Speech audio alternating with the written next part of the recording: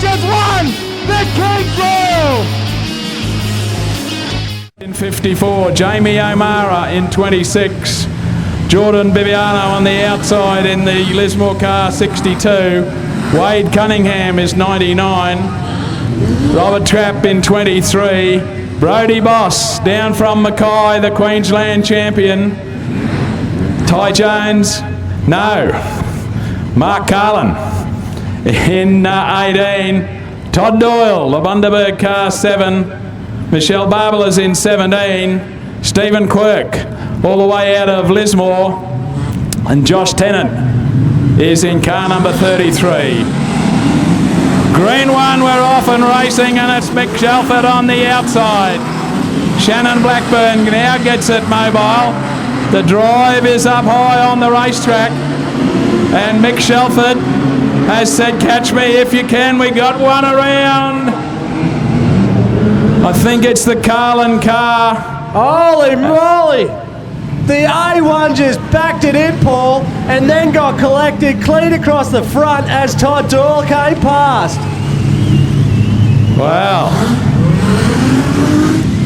The racetrack just a little slippery, and Carlin has come unstuck. And Todd nowhere to go. Todd for a green one. There's the green flag off and running, and again on the outside. Have a look at Shelford.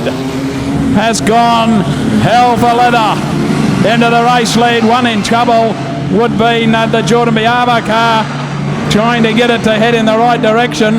Now he's got it mobile and is on the drive line now. Todd Doyle, the one coming through from the back of the pack, is up into position number 5. They're chasing Mick Shelford. Shannon Blackburn. Next one through there is Jordan Bibiano. Todd Doyle's got on his hammer. Coming through too is Brodie Boss at a great rate of knots. So the racetrack, as we said, settling down. Jordan Bibiano holding up Todd Doyle a little. Brodie Boss right behind him as well, trying to find a way around the outside, both of them. Outside past the pit gates. Todd Doyle gets by, Brodie Boss gets by. But they've got about a third of a lap to run down Mick Shelford. Shelford doing a great job out the front. Shannon Blackburn. The real challenge now is for position number 3. Two old combatants, Todd Doyle versus Brodie Boss. Back then to Jordan Bibiano. Behind him would be Robert Trapp. We pick up our race leader, who's up on the back of Michelle Barbala. Will go to the outside. Shannon Blackburn still chasing hard in car 22. The battle royal is still for position 3. Todd Doyle versus Brodie Boss. They're coming up very quickly on Michelle as well. Go to the outside of her, put her a lap down, and here comes Brodie Boss down the inside. Todd Doyle will get a bit better drive up higher on the racetrack and manages to hold on to position number 3 from Brodie Boss. If anything, they have closed that gap a little. The race leader is still Mick Shelford. Still chasing hard, Shannon Blackburn. Todd Doyle gets it all wrong in turn number 1, and maybe some problems for car 7. Pulls it up high onto the fence and is out of this one. Race leader puts another lap down on the journey, and Shannon Blackburn has closed it up on Mick Shelford. Todd Doyle can't get it off the racetrack. We'll bring on a yellow one. So some problem with the Bundaberg car 7. It's just rolled to a halt over against the fence in the western corner. We'll need some assistance. Great scrap up the front this race. Shannon Blackburn took a little while to get going, but has got the Cortina mobile now. Brodie Boss back there in 3, and Jordan Bibiano in 4, ready for the restart. We go for green, and Mick Shelford. Shannon Blackburn hot on his hammer. Brodie Boss in there as well. They've dropped off Jordan Bibiano straight away. Right up on the concrete goes Brodie Boss. turns it around, and coming from a long way back, Wade Cunningham got him. That's... Paul, I don't think that is too good. That could be maybe just a water pipe that came off the front, or it could be... No, luckily for a Commodore, they do put the engine is set back a fair way, but he has dropped the whole bundle of water out the front, and yeah, that's a big hit there, certainly. Yes, it is. It is, of course, all the bar work in these cars on the doors, and it was the door that got the front. Just shows there's not much between going hell for leather and going the wrong way. Unfortunately, when you're dancing on the twilight, you can fall off the roof. But hopefully the engine is set back far enough, and that's just a radiator hose popped off, and the engine would be shut down quick enough. He'll be able to get back out, I should say. Hello, we got our race leader. No, we're coming through the infield. So we'll just get out of the way.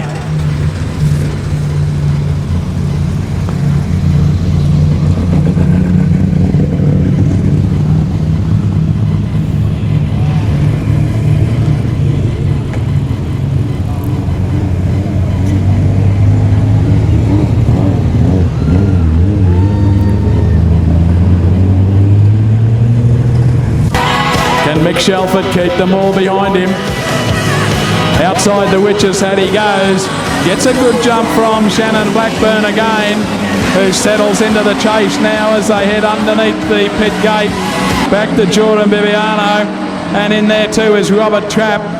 Jamie O'Mara would be the next one, and then Stephen Quirk as Robert Trapp, nice and hard on the inside of the Bibiano car, but can't get by him. Back at the race lead, it is still Mick Shelford doing a good job out the front, and Shannon Blackburn still chasing, and they have opened up a bit of a lead. Back to Bibiano, who's got his hands full with Robert Trapp as they put another lap down on the journey. Back then behind Robert Trapp would be Jamie O'Mara and then Stephen Quirk. In the western corner, Shannon Blackburn has almost caught him again. Different question though, he can catch him. Can he get past? He's only got one lap to do it. Mick Shelford leads down underneath the pit gate for the last time and into the western corner. And Mick Shelford will be looking to take home Heat 1 points. Down the main straight away he goes. And the South Burnett car 54 takes it out. Shannon Blackburn across the line in two. Next one is Jordan Bibiano, Robert Trapp, Jamie O'Mara, Stephen Quirk and Josh Tennant, with Michelle Barbara completing the journey.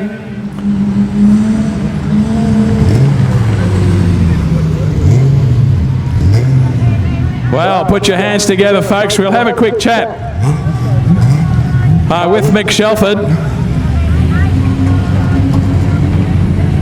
But Heat 1 of the Ian Boettcher race parts, golden helmet for modified sedans, running 1.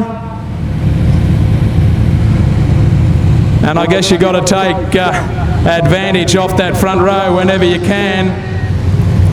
Well, Mick, as we said, got to take advantage from the front row. You've got the clean car. Everybody else is covered in mud. Congratulations. Yeah, I guess we're lucky to have the outside lane there and took advantage. I think it's going to be a tough night going forward. Just like to thank all my sponsors and all the people that keep coming to every meeting, because without them I wouldn't be here. So, and also thanks to the Kingaroy Club for putting the meeting on when it was looking fairly ominous in the early stages. I have it on good authority from the locals that the rain has finished. Let's hope so. There he goes, folks, as he leaves the centre ring. Put your hands together again for him. Mick Shelford has got